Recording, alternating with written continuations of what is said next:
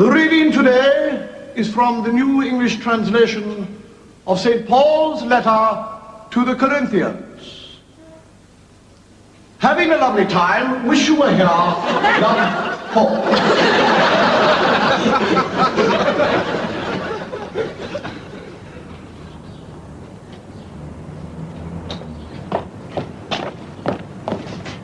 Morning, sir. Morning, sir.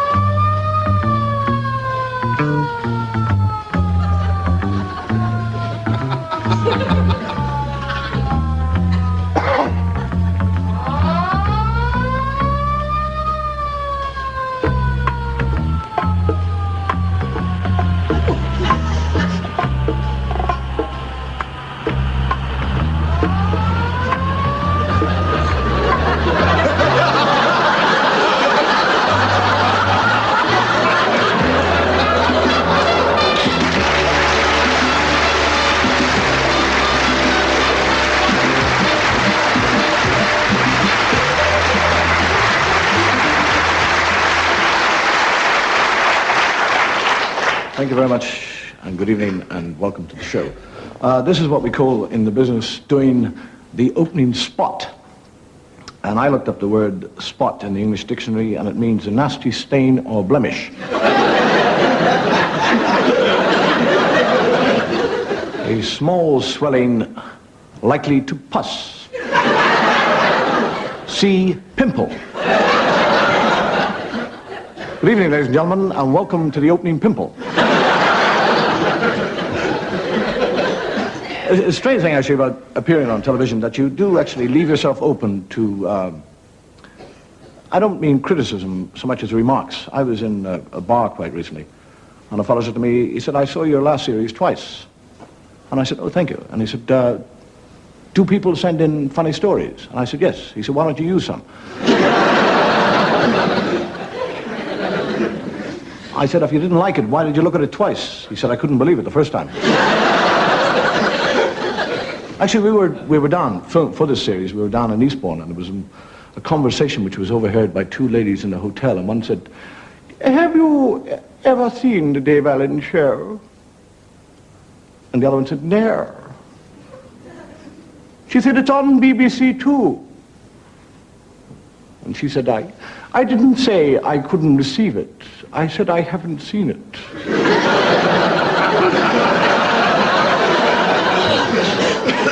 I had a lovely one from a fellow in the bar one night. He said, "I saw your show."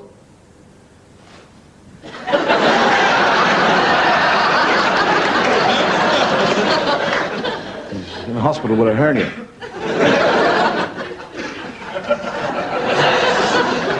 Very rapidly dealt karate chop. He's a tall fella. The question I'm asked actually is the glass. A tremendous amount of people sit at home wondering what I've got in the glass.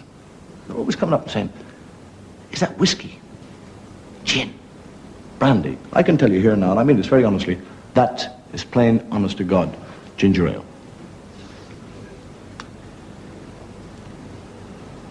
Another miracle.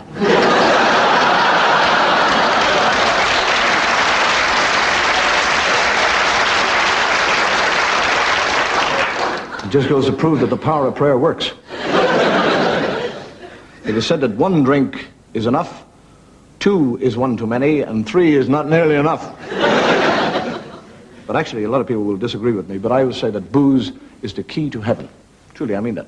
A lot of people think if you want to get to heaven, spend your life on your knees. I tell you, if you want to get to heaven, booze, drink. Because when you drink, you get drunk. When you're drunk, you sleep. When you sleep, you do no wrong.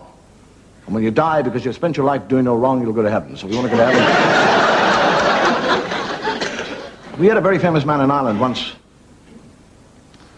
called Daniel O'Connell, one of Ireland's greatest wits, writers, poets, and politicians. And he once said of alcohol,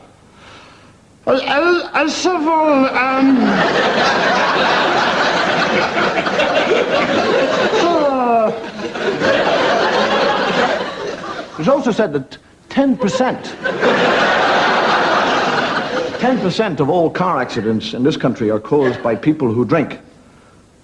And if you look at that logically, it means that 90% are caused by people who don't drink. All I can say is, why don't those people keep off the roads and let us drunks drive and save it?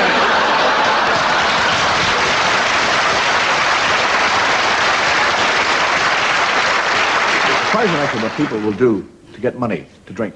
For example, many years ago there was a farmer in Ireland who, when ploughing, dug up an ancient Celtic burial ground, littered with corpses. And he thought, by God, all them skulls.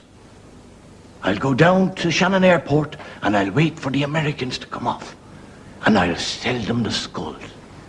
I'll tell them that it was an ancient king of Ireland. And them gobbeens, they'll give me the money and I'll get the money to pay. And he's down at Shannon Airport and there's an American there. He goes, excuse me, sir, are you an American? I said, I am, yes, sir. He said, would you like to buy a souvenir of old Ireland? And he said, what sort of souvenir? He said, I have, sir, in here. I have the skull of Brian Boru, the greatest king of all Ireland. The American says, who was Brian Boru? He said, Brian Boru was the fella that drove the Danes into the sea in 1014. And they cut off his head, and the head has been in our family for over 900 years. Do you want to buy it? He said, you really mean to tell me that is a legitimate head of a traditional Irish king? How much do you want for it? He said, I'll give it to you for a couple of quid.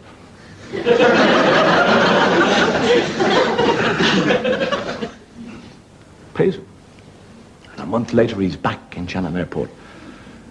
And there's the same American. But the fellow's been on the drink, and he doesn't remember. He said, are you an American, sir? He said, I am. He said, would you like to buy a souvenir from old Ireland? He said, what sort of souvenir? He said, I have here, sir,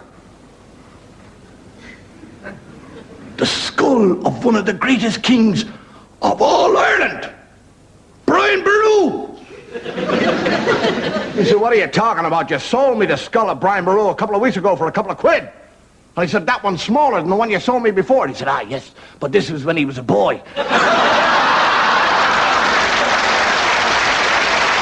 a fellow on the microphone here I would hate to play poker with.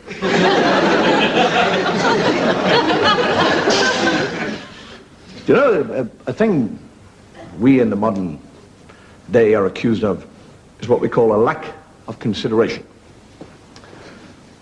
And I wonder what consideration is. I suppose consideration is something we expect from other people which we don't give to them. But there are many different forms of consideration. For example, consideration as far as a woman is concerned is having her own way in all things. Consideration as far as a man is concerned to his mother-in-law is to stand up when she comes into the room, hold out the chair, push it in when she sits down, and not plug it in.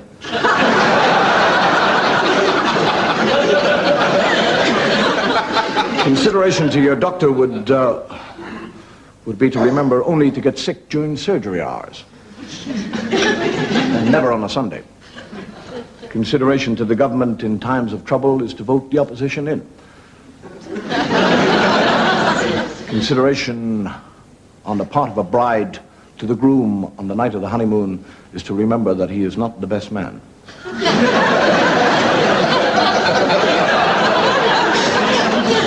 Consideration to your bank manager is to take your overdraft to another bank. Or consideration to your gravedigger when you die is to be cremated. As far as I'm concerned, what I would call the true epitome of consideration would be Judas with these 30 pieces of silver offering to pay for the Last Supper. But despite what people say, there are many very considerate people in this world. Well, here we are again. I suppose you're familiar with this type? Oh, yes. Damn shame, really, isn't it? Christmas Day, peace on earth and goodwill to mankind. And what's Jerry doing?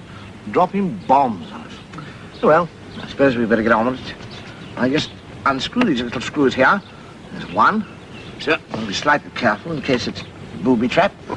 There's two. Sir. Here. I gently remove this plate here. If you could put it down here. Now, inside... I say, look at this. It's a Christmas present from Jerry. Oh, sir. To us. Huh?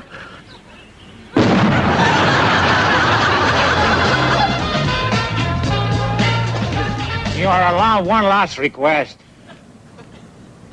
I would like a drag of your cigarette. Of course. Grazie.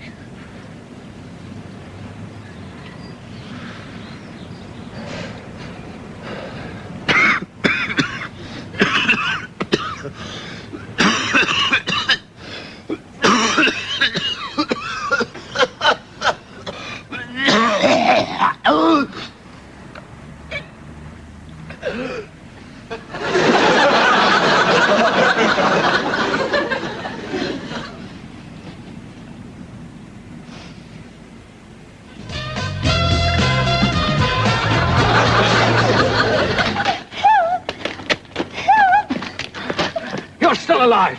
Thank God. That means the 845 hasn't left yet.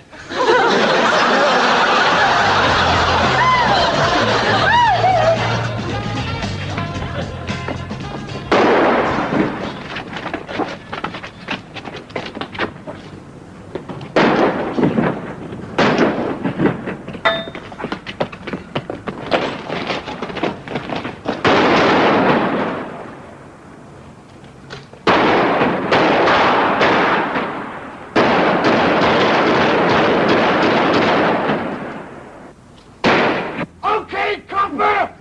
Come and get us!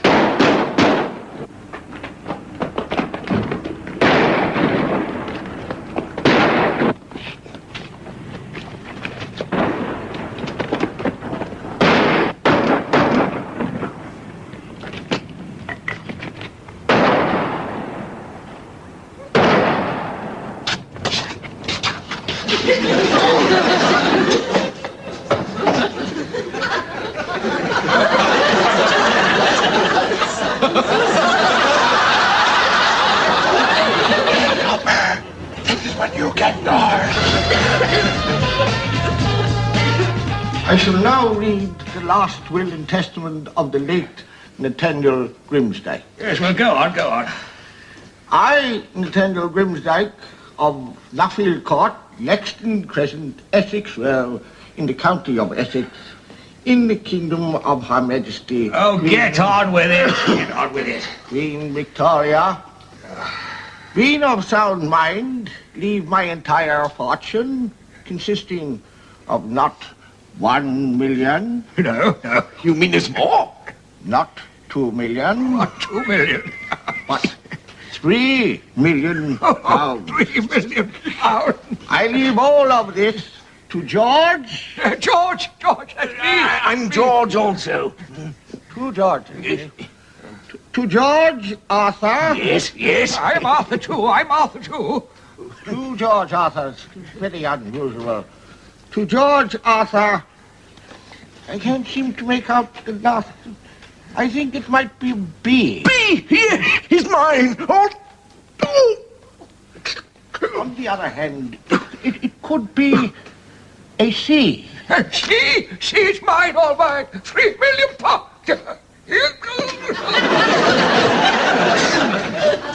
And in the event of their decease, I leave my entire fortune to my friend and solicitor, Archibald Rumble.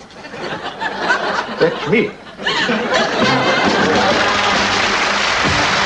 The paradox is that we live in what we call a very affluent society, and at the same time we have a tremendous unemployment problem. And why do we have an unemployment problem? Well, I suppose we have an unemployment problem because basically it is the ambition of every working man to cut his working week right down to a minimum, and therefore to give himself more leisure time. And he gets that more leisure time, and what does he do? He gets bored. And to alleviate his boredom, he takes a part-time job. And does somebody else out of a job. And I think the only answer to unemployment is to give everybody work. Give the example, the fellow offers him a job, and he said, what do you want me to do? He said, I want you to go down to the crossroads outside the village and await the second coming. He said, the what? He said, the second coming. We are believers that there will be a second coming. The Messiah will come a second time. Now you go down there and watch for him. He said, just sit there all day and watch for him. He said, yeah. And off he goes. And he sits there for an hour, 2 hours, 3 hours, a week, 2 days, goes on, a month. And after 2 months he comes back and he says, that is not, I'm giving it up.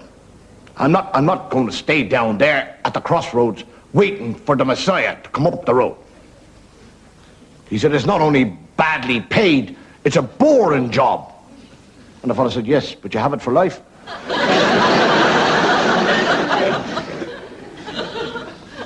It's a strange thing, actually. We live in what is more of a militant society. If we are not happy with what we can get by negotiation, we do tend to actually strike for things. And you get fellows struck. And a friend of his says, what did you strike for? He says, we struck for shorter hours. He said, did you get them? He said, I did. We're out of work.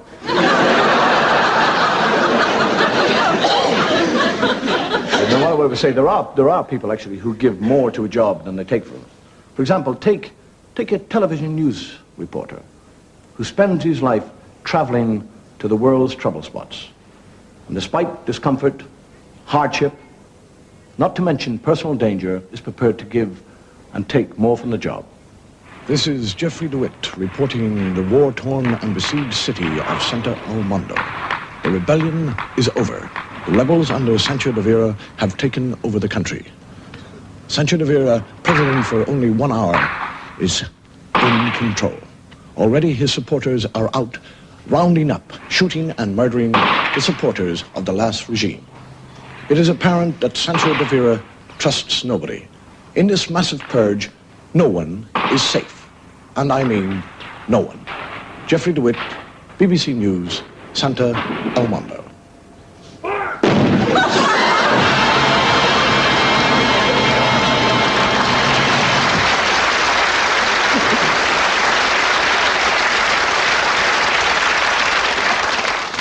One way of ending the unemployment problem, I suppose. Get a fellow gets a job as a bus conductor on the bus. It's very crowded, and he's up the top of the bus, and he sees somebody coming down the stairs.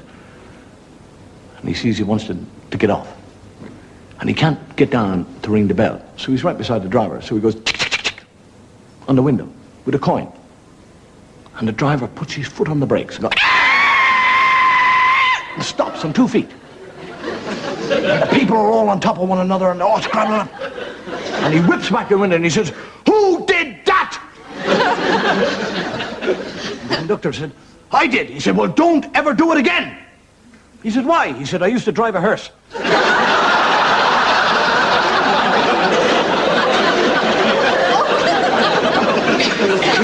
We live in what we call the age of automation.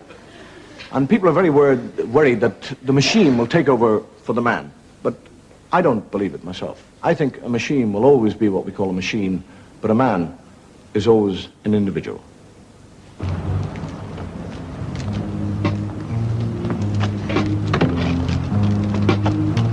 Hold it. Hold it. Hold it. Hold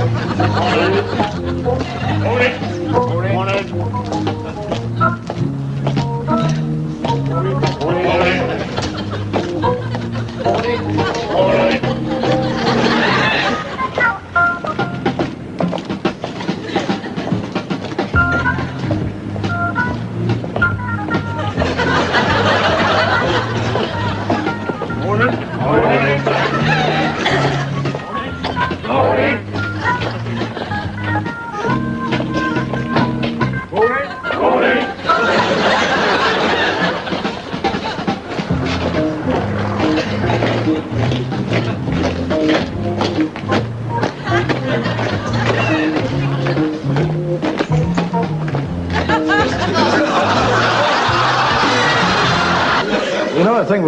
about, especially in this day and age, is that we're worried by what we call the pressure of living.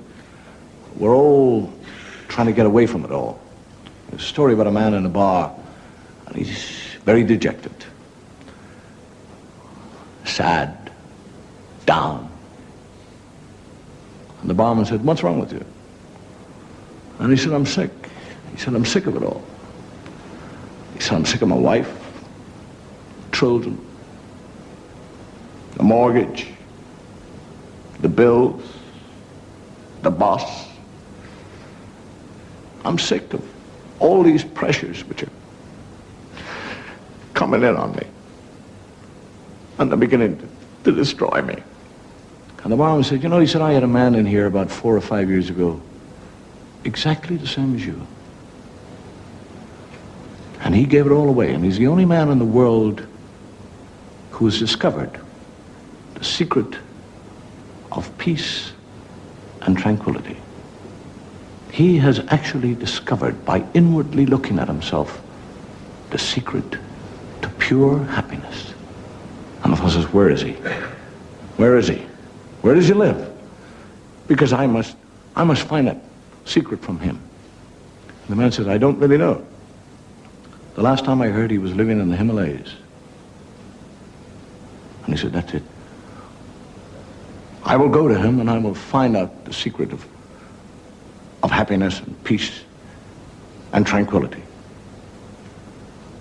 And he leaves his wife, walks away from the job, deserts all what we call good living today.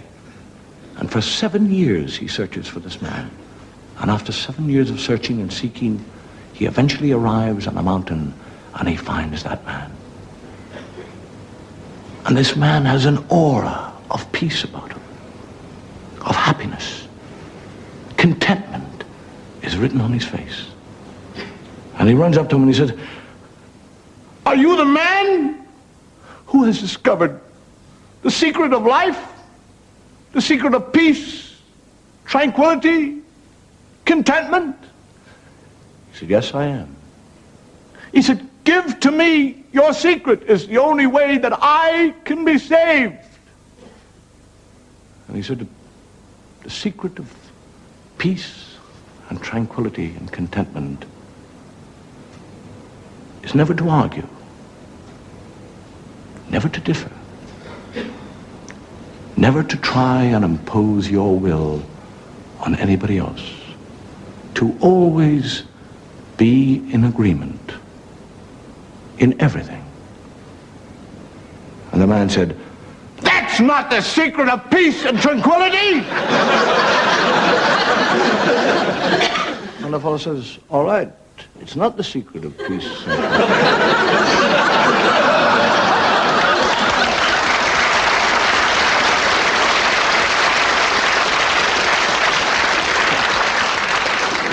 Well, there. Get it back into your bottle, you bum. Well, we're searching for escapism. But we have it, because the greatest way to escape from anything, and I mean this, is to read.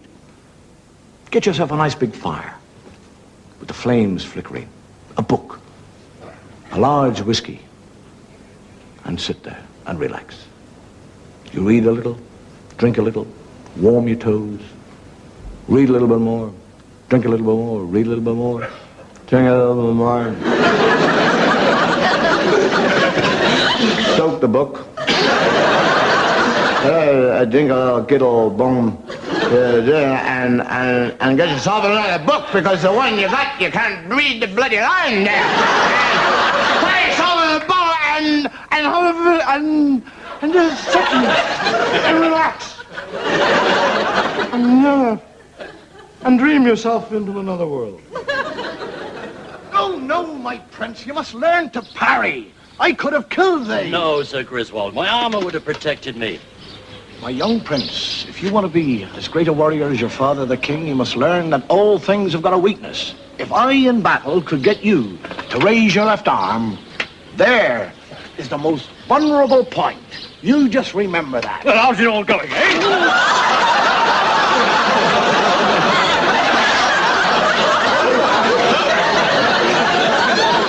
Well,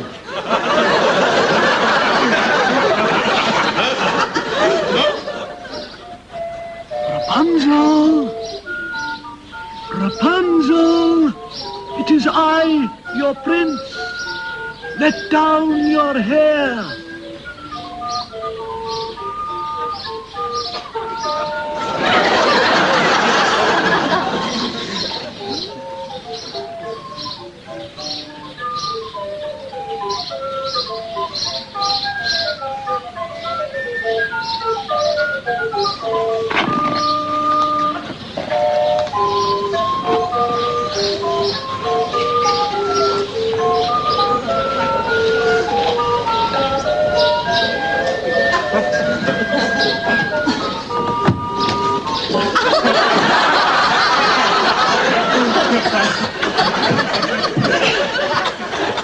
Next time, kindly pick a bigger window.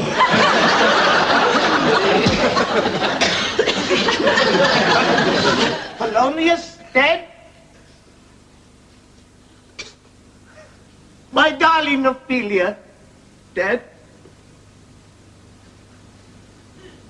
And Yorick dead? Alas, poor Yorick. I knew him well.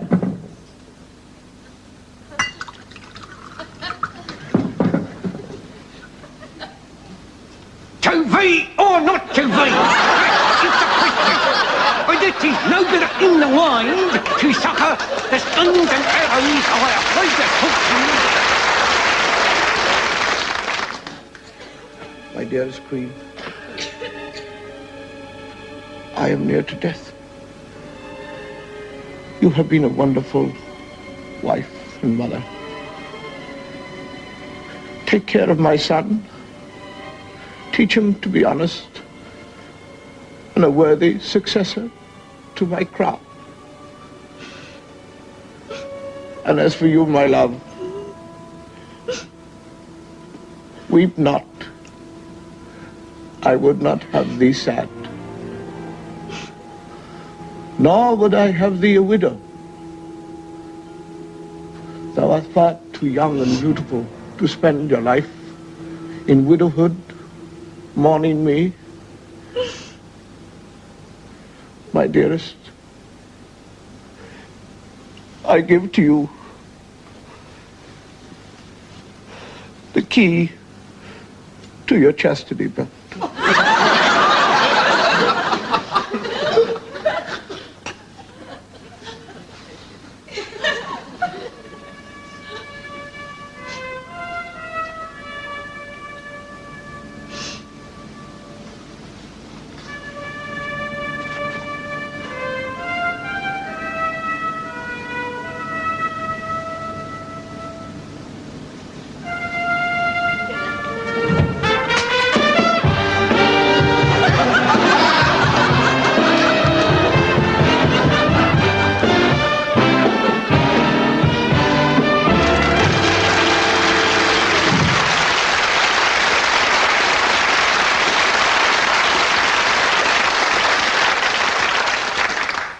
Made me cry, that. Bloody women, you're the same all over. Thank God. We come back to reality. And the reality of this situation is that we have a number of items to show you, which we hope that you will laugh at. But if we look at it realistically, there is a chance that you might not laugh at them. But I'd like you to remember that the man who never laughs is a man who never laughs. And the man who laughs loudest laughs longest. And the man who laughs longest laughs alone. And a man who laughs alone has got a filthy mind. Robbery! Robbery! Read all about it! Robbery! There on street robbery! Thank you, Al. Thank you.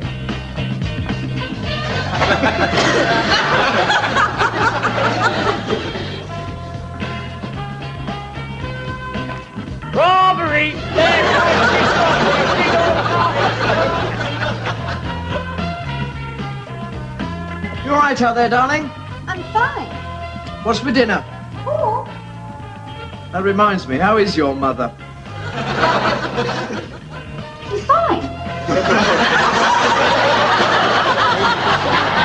There's terrific excitement here as we come to the last stages of this international 400 yards freestyle. And it's the British boy in the lead, but only just. Oh, he's tiring, yes. And this could be trouble. The Finn is close behind. Well, I told you it was possible.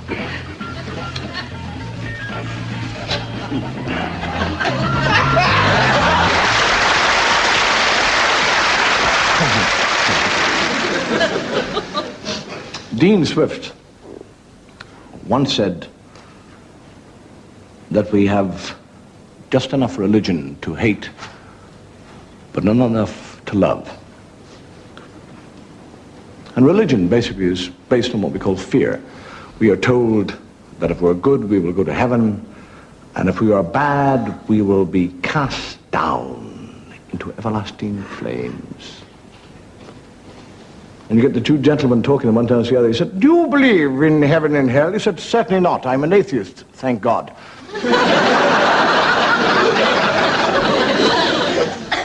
I personally believe there is a heaven for atheists. There's nobody there, but there's a heaven.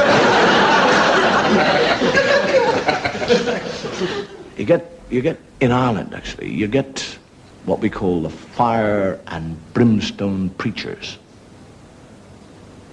And you get the fella in the pulpit, and he's saying, I will tell you about the great judgment day.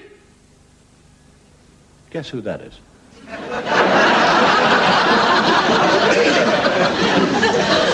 I will tell you on that day, the great book will be opened. And all your sins, whether mental or physical, will be on that book.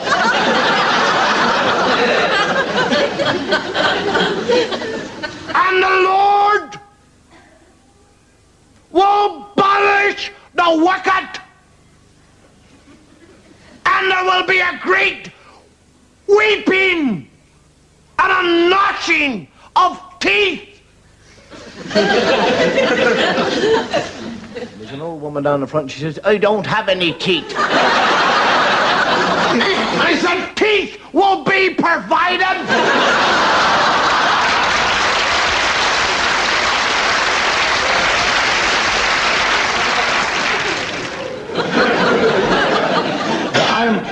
I am asked, actually, by people. They ask me. They say, do you get into trouble for telling religious gags on television? Do I get into trouble for telling religious? Of course I do! And we got some more trouble coming up.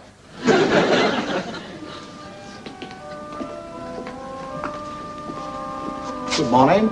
Morning. The vicar won't be long.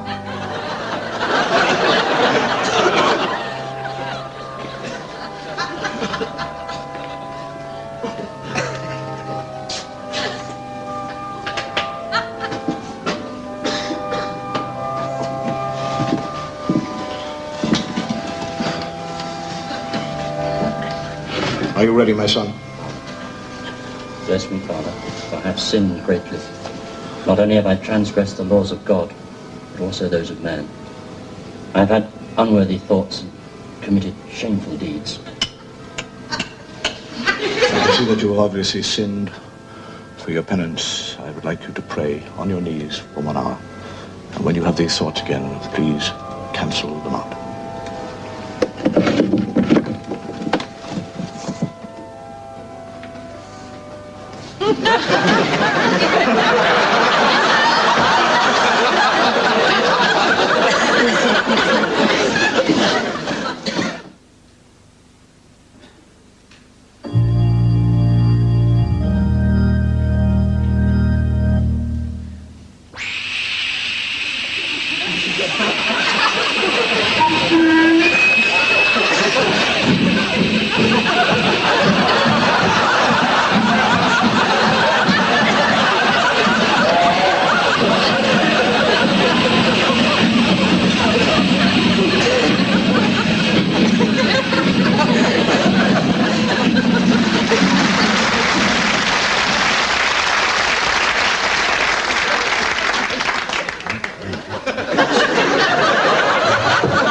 So, that's 5 winners on a trot. That's right. I make that £35. That's exactly what I mean. I don't know how you do it.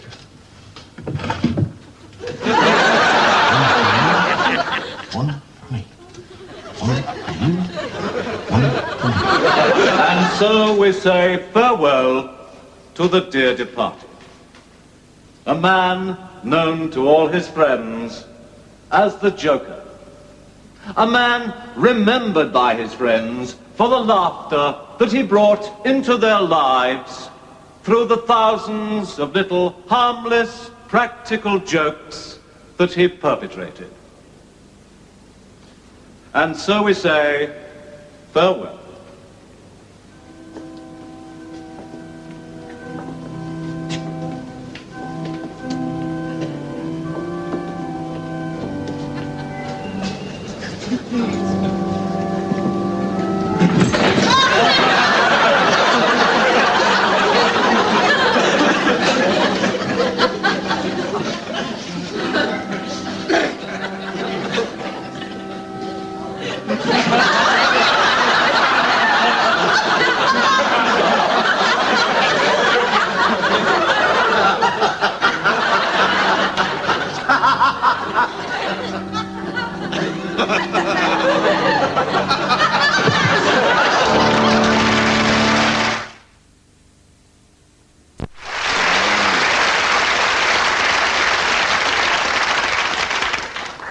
Just had a phone call from Rome. I'm out again. All Christian religion is what we call based on the Bible. Now, I don't know if you've ever read on the Bible, but the Bible begins with Adam and Eve, who had 2 sons, Cain and Abel, and Cain killed Abel, and therefore left Adam, Eve, and Cain. And they sired the human race. And if you look at that logically, it means that we are all born from an incestuous relationship. And the thing I do say about incest is that at least it's kept in the family.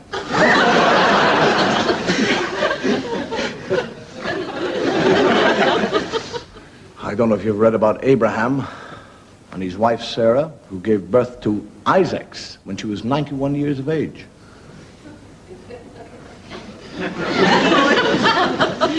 He was 100 at the time. Methuselah, who was 969 years of age, only had 1 son. I suppose he tried it once and he didn't like it.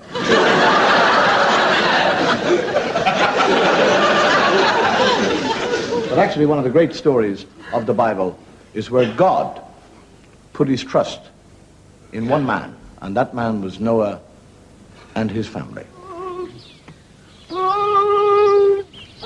What is it, Noah? I have just heard from God. There is to be a great flood. It is going to rain for 40 days and 40 nights. The whole earth will be covered in water. No. God has told me what to do.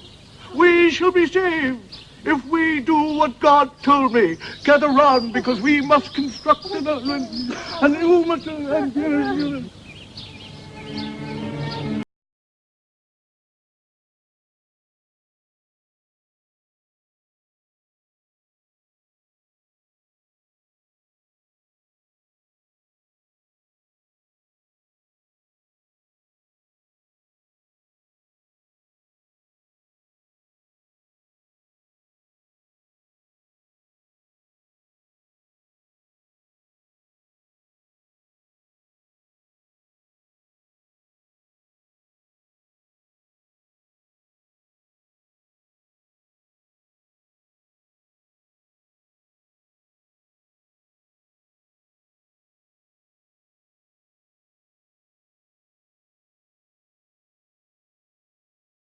Are you sure he said park?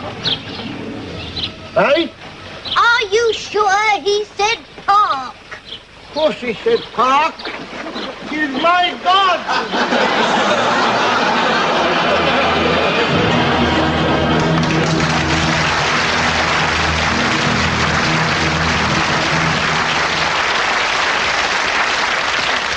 There is no go from one beginning of the end of the world to another beginning of the end.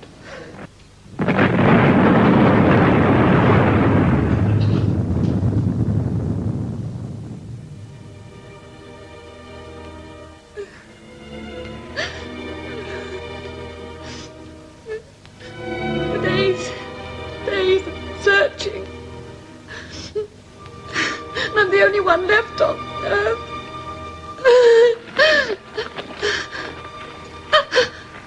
A man! A man! Woman!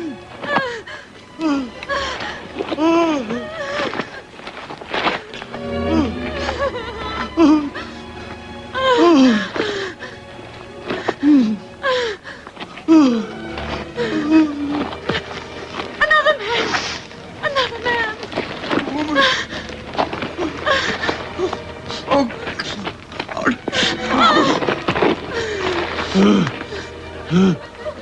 Mine! No! Mine! God!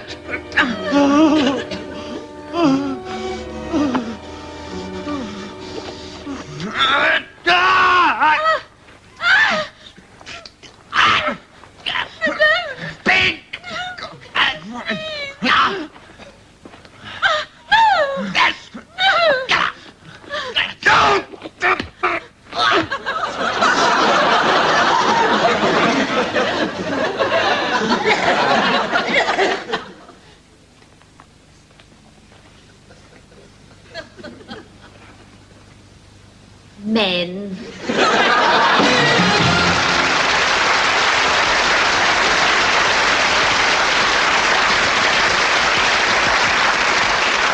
Thank you very much.